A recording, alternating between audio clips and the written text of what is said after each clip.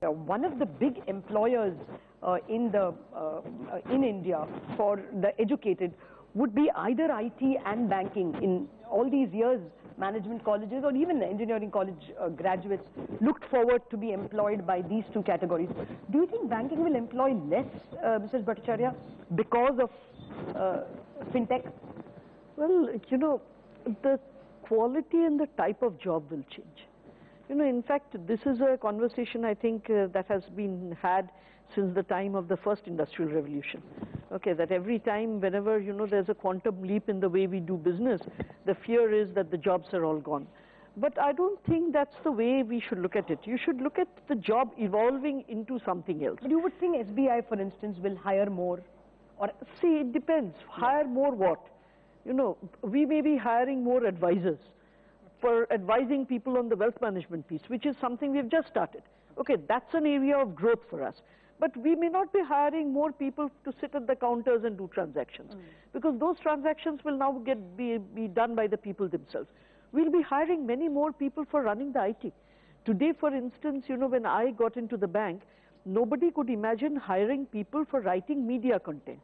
Today, because we are so active on social media, I need people to write media content, to keep people engaged in the media so that they still come to our site.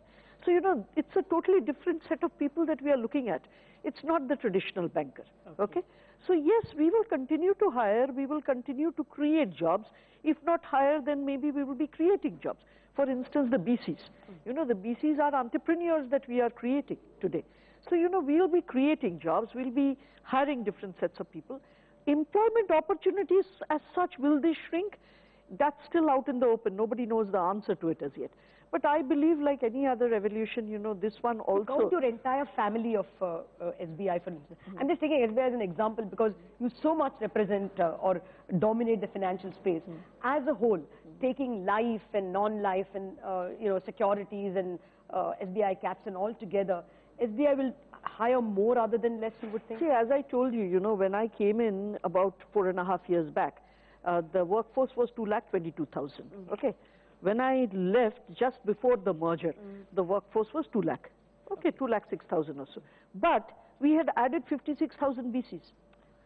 Okay, so you know, you have to understand that there is direct employment, there is indirect employment. Many of the BCs, if they are bigger ones, they themselves were employing 2 or 3 people. Okay, so I don't think employment per se will go down. And actually speaking, you know, if you look at the informal sector, employment generation is not that bad.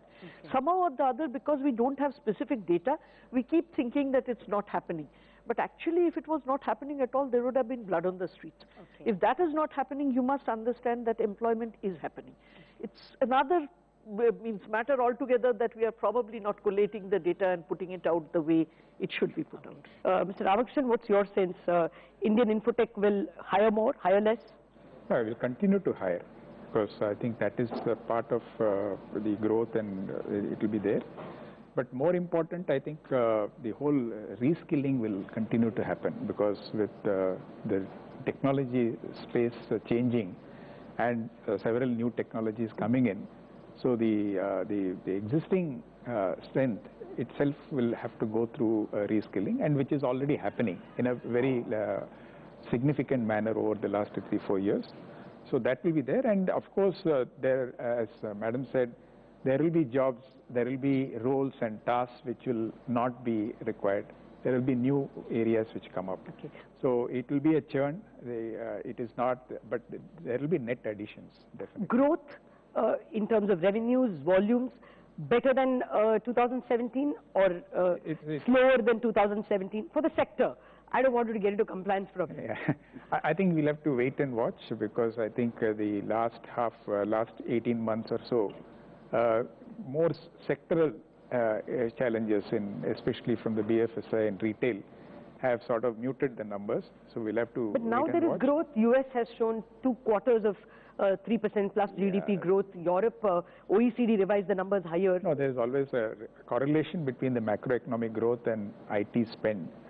So, but it has again been very sectoral because there are multiple areas where there has been good growth, but 2 large sectors have pulled down the growth for most of the players, or almost all the players.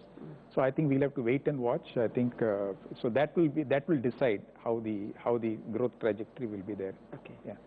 A key theme is what I have reserved for the last, the bankruptcy code.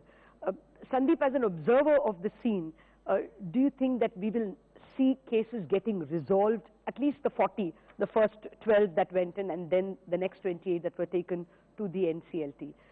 Will we see fruition of the process? All the indications are towards kind of time-bound resolution or restructuring or, complete liquidations. I think we are on track, I would say.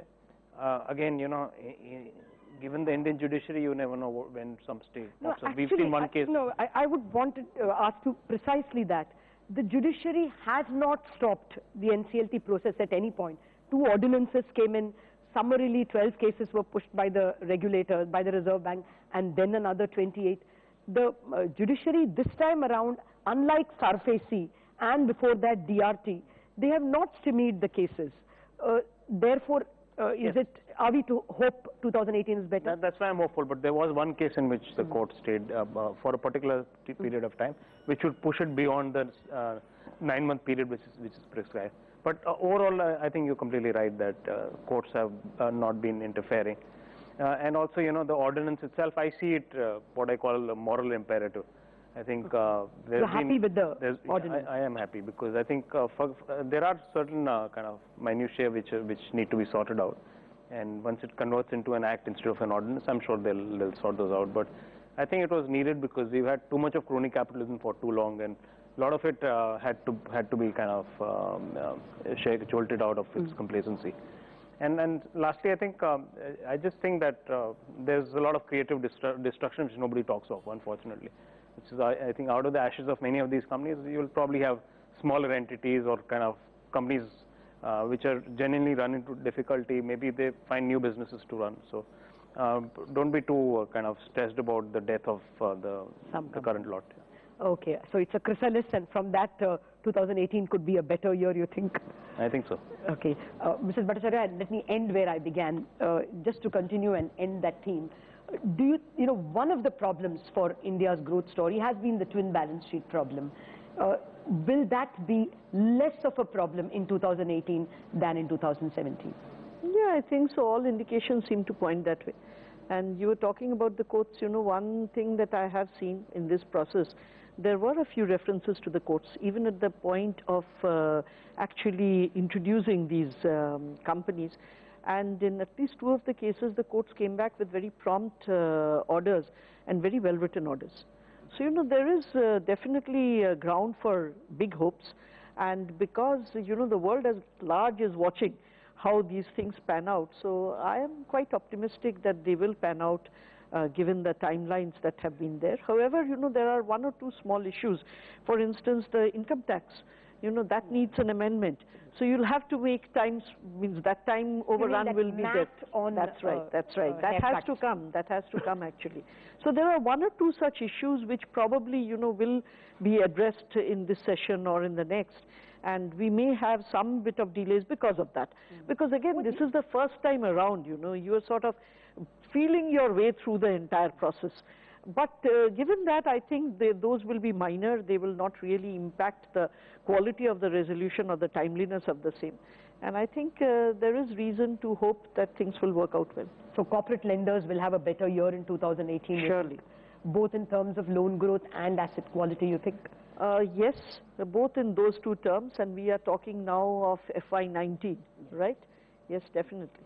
Okay, well, it's good to hear that FY19 is definitely, as Mrs. Bhattacharya says, going to be a better year. Well, challenges, both the pharmaceutical and the IT sector spoke of challenges, but then they're ending in hope. Looks like 2018 is going to be a better year than 2017. That's it from my elite panel. Thanks for watching.